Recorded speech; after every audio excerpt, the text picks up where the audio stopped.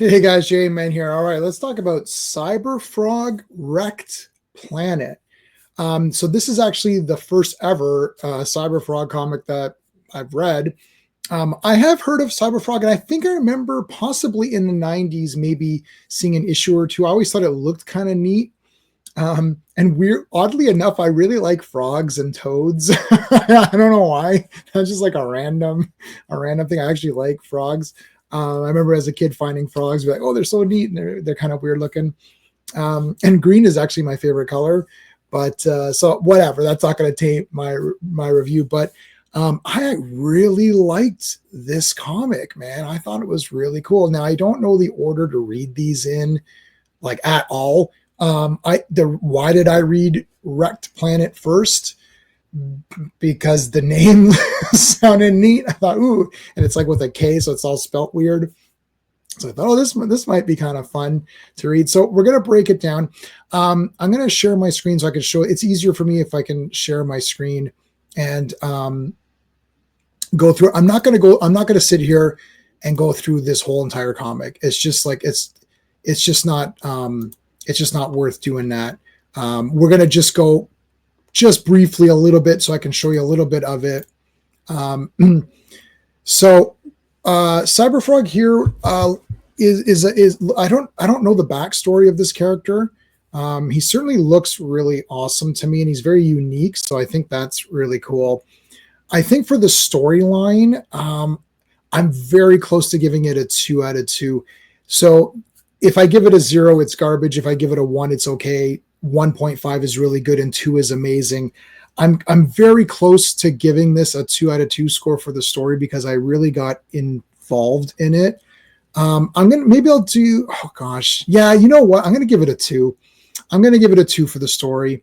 The planet, so I don't know what order this in this. So this obviously is not the first Cyberfrog book, but it looks like Froggy has been, I guess he's been in hibernation or something for like several years, 20 years, something like that.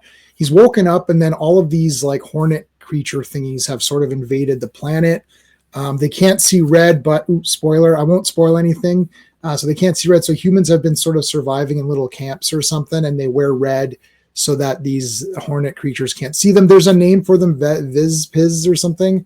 I don't know how to pronounce it, whatever. And the hornet people, they're pretty damn cool. I'll tell you that much. They look awesome. I also like bugs, which is I don't want them in my house, but anytime I play Dark Sun, I always like playing a Thri-kreen, which is like a mantis creature thingy. So pretty cool. So they've invaded, and yeah. And why am I giving it a 2 out of 2? Well, the thing is that I got caught up in what was going on with the relationships, and that was an important thing. So there's Heather Swain. I guess I don't want to say that's the Mary Jane. They're not boyfriend and girlfriend or whatever. She's just his friend or whatever. So she's like the human girl who's his buddy, and she has a daughter, Lily, and they've been surviving here. So I'm assuming she's been in adventures with him in the past. But it's done really well here because you're getting a little bit of like some action right in the beginning here. And I'm going to talk about the pacing in a minute. But the way that the story develops is really cool because Cyberfrog comes to this community and they're kind of like, well, who's this guy? And it's the sort of the thing of like, well, now that he's here, more trouble, he's bringing trouble with him. And so the community's a little bit like, hey, what the heck? But you get a little bit of glimpses of how they survive and, just day to day. That's cool. And then the big stuff really happens towards the back end. So let's say let's say the third half of the book or last quarter of the book. A lot of epic stuff starts to happen. I don't really want to spoil it because it's pretty cool, but like it definitely amps up because then the little girl's looking for her father, so she's out missing. Cyberfrog has to take on a bunch of these hornet guys. And even in the beginning here, he gets nailed. The cool thing is that he seems like he's pretty strong, and I don't know if he knows martial arts or whatever. He can fight them, but he could still get swarmed by them. That's kind of the thing. And yeah, they develop more with the community, the characters, and the final sort of battle here is pretty cool. But then it does continue to the next thing. I think the next one is called Red Extermination, which I'm guessing refers to the fact that the people wear red in the camp or whatever. I have not read that. So I just read this one. Anyways, I'm going to give the pacing a 1.5 out of 2. I generally don't like where there's like a huge book and then I've got to read the next thing after. That's always weird to me. But and I'm not saying the pacing is bad. I'm saying the pacing is actually very good. But I feel like there should have been a little bit more fighting. I'll get to why when I get to the art, which is coming up, but I was never bored in this comic, and I definitely got into the relationships that were going on. However, I do like a lot more action in my kind of, sci-fi superhero-y kind of things here. Now, of course, the art is the big thing. Now, this is Ethan Van Sciver, who you guys should know from DC. And I'll point out at this time that I do not. I know that there's like some sort of like battle going on with your Eric July fans and your Ethan fans. I'm not involved in any of this. I couldn't care less, to be honest. I only review comics, so I did not like Yaira that much, and I did not like Isom that much. But that has nothing to do with the people creating it. I don't like or dislike the Soska sisters. Actually, I'm cool with the Soska sisters. I like horror movies. I'm Canadian, so it is what it is. And I'm not against Eric, and I'm not for or against Ethan either. But I can tell you that the art here is friggin' awesome. Like, there are some epic shots here. This art really, it's a 2 out of 2 for the art. I'm sorry, I didn't give the score. It's a 2 out of 2 clearly for the art.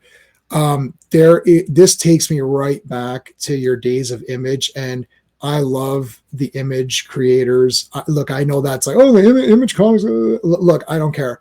Friggin' Spawn, like Cyberforce, Pit, Youngblood, and all that. Like, I love these guys. Liefeld, Lee, Wilsh Portaccio, Silvestri.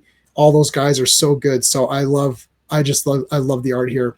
This guy gets nailed here and he just blows up, which is great. I don't want to go through this entire comic. There's a cool, like, look at that. That is so awesome with like the toes and everything. It's so neat. There's tons of great epic shots here. Here's Cyberfrog fighting these Hornet guys. Really damn awesome. I mean, this is amazing. This is the best out of the independent comics, and I've read and reviewed many independent comics. This is definitely the best art, hands down. It's not even a question. I don't know why they let this guy go from DC. Well, I guess I know why they let him go from DC. I know the reasons why they let him go, but it was really a silly reason. I think they lost some awesome art here, because even though I do like some of the DC comics that are out right now, the art here is like super awesome. So there you go. The characters, I'm going to give the characters a 2 out of 2 score. That's a bit crazy for me. But I got really into, like, Heather Swain is actually friggin' awesome. She's like one of these characters who's like, oh gosh, I don't want to say, if you say strong female, then everyone loses their minds, but strong in the sense of like, she has a daughter and she's willing to do what she needs to do to protect her. She's willing to do what she needs to do to help her community, but also she shows vulnerability. So you feel something for the character. I think sometimes they get confused with the strong women aspects and they make them so strong that they become unrelatable, because even a guy can become unrelatable as well. Superman is relatable because he's got that Clark Kent persona and you can get into him and be like, yeah, he's just like me. He's a regular guy. He's buying groceries, right? And then he's got to go pay his taxes or whatever, right? So you feel a connection to him that way, so that when he's Superman, you get into the cool fights. So Heather Swain's awesome. I like Cyberfrog, man. I think he's pretty funny. There's a lot of funny little quips that he does back. There's this guy Colin, who's your leader of the community. He's kind of a dick, but I mean, look, he's not a dick. I mean, he's got a lot of shit to handle. He's helping this community out. So he's got an important job. And they butt heads a little bit, and it's pretty funny. The little girl's actually pretty good. Normally I can't stand kids, so I'm shocked that this kid was actually pretty good. she's at first apprehensive with Cyberfrog, but she comes to like him. There's this other random character named Anne, and I don't want to scroll through this entire thing here and show you all of this stuff, but there's this Anne character. I don't know if she's like some goth witch or something. I don't know. She is so mean. She's great. Liking, like, if you dislike a character, that doesn't mean it's a bad character. You're supposed to be apprehensive about that. I think you're supposed to be apprehensive about that character. So that's really fun. Enjoyment factor. Wow, I'm giving this sucker a 2. I really enjoyed this. I'm a bit surprised. Why did I even read? So I'm giving this a 9.5 out of 10. You could call it a 10, really. I'm nitpicking, but I do like to nitpick, so that is sort of it. So I'm giving this a 9.5 out of 10. This is definitely the best independent comic that I've ever read or looked at. And I actually like a lot of comics that sometimes are a bit unpopular, where they're like, "Oh, this isn't that good." Sometimes I feel that people review the creators, and not the comic that they're holding in their hand. That is sort of my gripe with some modern review systems, where the creator is being reviewed and saying, "Well, I don't like Ethan's ideas on politics or something," or "I don't like that he's fighting with Eric July or whatever." I don't care about that at all. I only care about the comic book, because ultimately I'm not really friends with Eric, and I'm not really friends with Ethan, and neither one of those two people is going to watch this video and subscribe and like and join as a member and super chat. And I'm like, that's just like not happening. So it doesn't matter to me. But honestly, this comic was friggin' awesome. Damn, good stuff. Could easily call it a 10 if you want to call it a 10.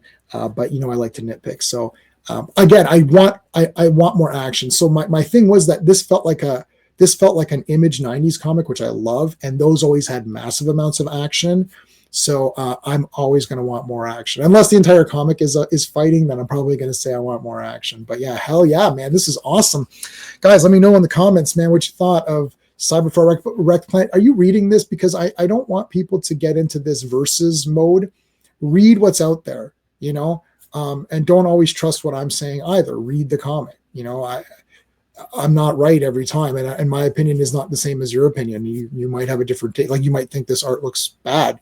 To me, it looks really cool, because I like when there's a lot going on the page and you almost have to adjust yourself. It makes you look at the pictures longer. Sometimes I find with, especially Marvel these days, geez, it's very, like, I don't want to say generic, but because, like, I can't draw, but it's like, it's just, you're just seeing the same panels and you're like, okay. And it ends up, you read it, like, I can read a Marvel comic in, like, 2 minutes or something, right? But because the art isn't interesting to look at, you know what I'm saying? Like, if you're looking at something like Jack Kirby, or I like Tom McFarlane, or those old classic guys, those 90s guys, you're like, whoa, there's like so much going on. It takes you longer per page to read it because you're looking at everything. You're like, wow, that looks really cool.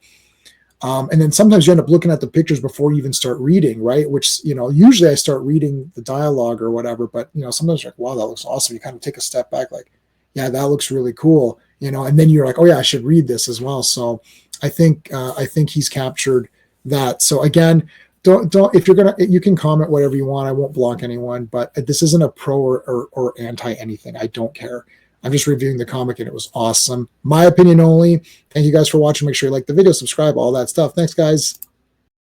Hey friends, you've just been listening to J-Man, and he is the smartest person who ever lived. So make sure you like and subscribe.